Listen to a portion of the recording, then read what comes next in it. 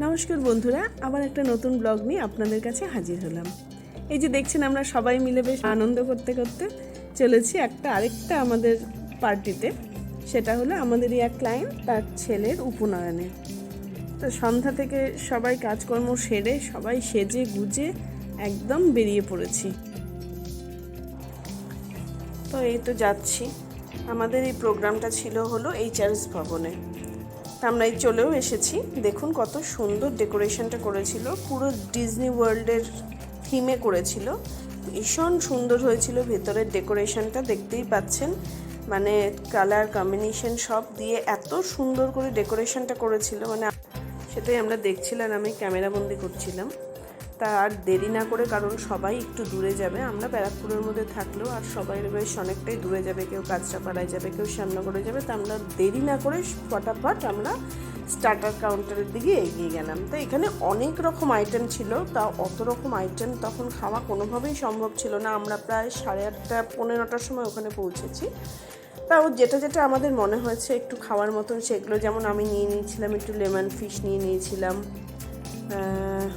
তারপরে prawn fry নিয়ে নিয়েছিলাম, টুকটাক এগুলো। মানে কারণ যেই সময়টা আমরা পৌঁছেছিলাম তখন গিয়ে অত আইটেম কোনোভাবেই খাওয়া সম্ভব নয়। তার মধ্যে থেকে দু একটা আইটেম যেটা ভালো লেগেছে সেটাই খাচ্ছিলাম আর কি। ভীষণ ভালো ছিল, প্রতিটা রেসিপি এত সুন্দর ছিল এবং ইনস্ট্যান্ট এত ভালো ছিল, ভীষণ ভালো লাগছিল সব। আর কি বলুন তো, সেই দিন খুব গরমও পড়েছিল। তার আগের দিনও অবধি এত সুন্দর হাওয়া দিচ্ছিল বাইরে, আর সেই দিনটা ছিল প্রচণ্ড গরম। মানে সেই হাতে ধরবো না খাবো না ভিডিও করব কিছুই বুঝে উঠতে পারছিলাম না। কিন্তু তাও ভিডিওটা করলাম, যে এত সুন্দর সব অ্যারেঞ্জমেন্ট, এত সুন্দর ব্যবস্থা, ভীষণ ভালো লাগছিল বলে সেটাও আবার ছাড়তে পারছিলাম না। তা ওই হাতে ধরেই কোনো রকম আর কি, ওখানে বসে খাওয়ারও ব্যবস্থা ছিল, কিন্তু আমরা হাতেই নিয়ে খাচ্ছিলাম যাতে ভিডিওগুলো একটু করতে পারি। তাই যে দেখুন এই প্রনটা নিচে, এটা ভীষণ টেস্টি ছিল, ভীষণ ভালো ছিল খেতে। প্রনটা খেতে খেতেই তারপরে একটু ঘুরে দেখলাম যেদিকে বেশ খুব সুন্দর মিউজিক সিস্টেম দিয়ে, একটা খুব সুন্দর ওরা একটা ভায়োলিন দিয়ে এত সুন্দর মিউজিক বাজছিল, ভীষণ ভালো লাগছিলো। মানে খুব সুন্দর, মানে একটু অন্যরকম লাগলো, বেশ ভালোই লাগছিল, বেশ মিউজিকটা বাজছিল। তারপরে খেতে খেতেই দেখলাম এখানে মকটেলের কাউন্টার। তা ভাবলাম এই এত কিছু স্টার্টার খেয়ে একটা মকটেল খেয়ে নিই, তাহলে তাড়াতাড়ি বেশ হজমও হয়ে যাবে। তারপরে ওখান থেকে একটা নিয়ে নিলাম, ব্লু লাগুন বলে একটা ছিল, সেটা নিলাম। সেটা খেতে বেশ ভালোই ছিল। তারপরে কিছুটা আস্তে আস্তে দেখলাম পানের কাউন্টারটা বেশ সুন্দর, খুব সুন্দর বরফ। এটা লাস্টে আমরা খেয়েছি, কিন্তু তখন যেহেতু ওদিক দিয়ে আসছিলাম তো ভাবলাম নিয়েই নিই।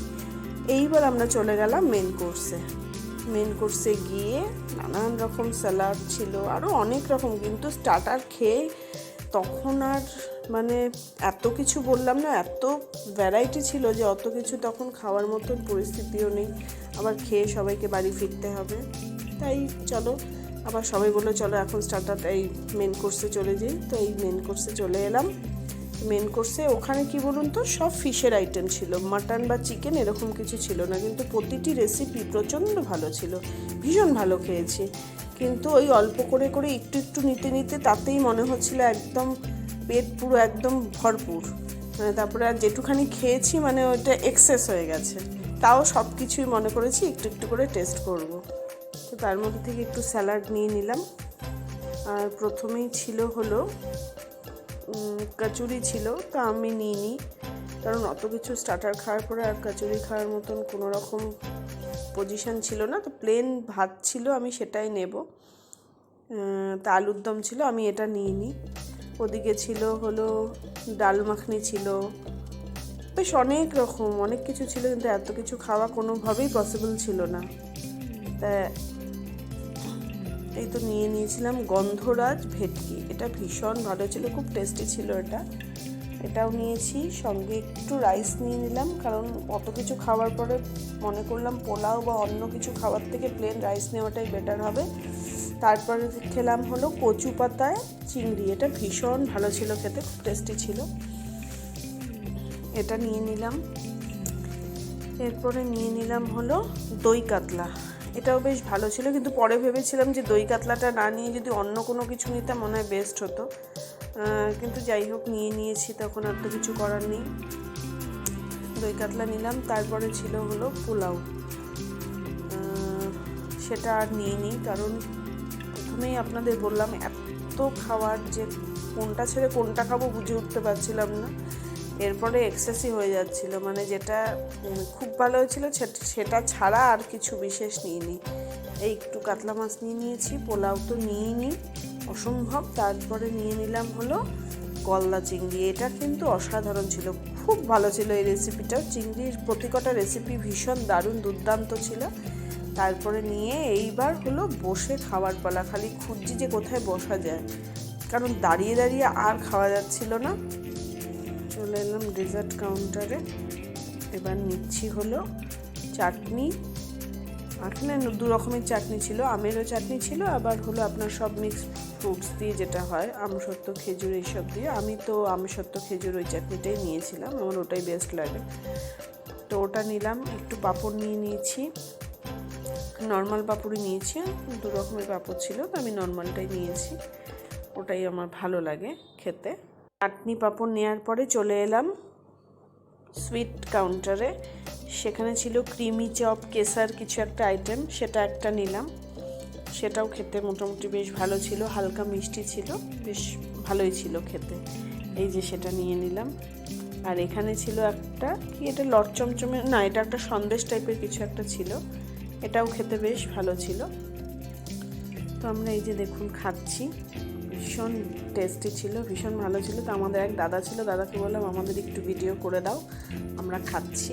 তারপরে দেখুন এই যে গরম গরম জিলাপি হচ্ছে, সঙ্গে রাবড়ি, তা ওটা আমার বেস্ট লাগে। আমি যেখানেই যাই এই রেসিপিটা থাকলে আমি অবশ্যই খাই, এবং একটা নয় দুটো নিয়েছি। সঙ্গে এই যে দেখুন রাবড়িটা দিচ্ছে, এটা আমার দারুণ লাগে। যদি সত্যি কথা বলতে আরেকটু খেতে পারতাম বেশি ভালো লাগতো, কিন্তু সেই মুহূর্তে আর পেটে কোনো রকম জায়গা ছিল না, তাও জোর করে এটা খেয়েছি। এটা আমার ভীষণ ফেভারিট একটা ডিশ। তারপর আবার চলে এসেছি আমরা মকটেল কাউন্টারে, কারণ এত কিছু খাওয়ার পর একটা মকটেল নিয়ে নিলাম, কারণ এত কিছু খাওয়ার পরে এটা খুব দরকার ছিল। তো যাই হোক, এই তো পুরো ভিডিওটা আপনাদের সঙ্গে শেয়ার করলাম। তো আপনাদের কেমন লাগলো অবশ্যই কমেন্ট এবং সাবস্ক্রাইব করবেন, আর লাইক করতে কিন্তু একদম ভুলবেন না। ধন্যবাদ।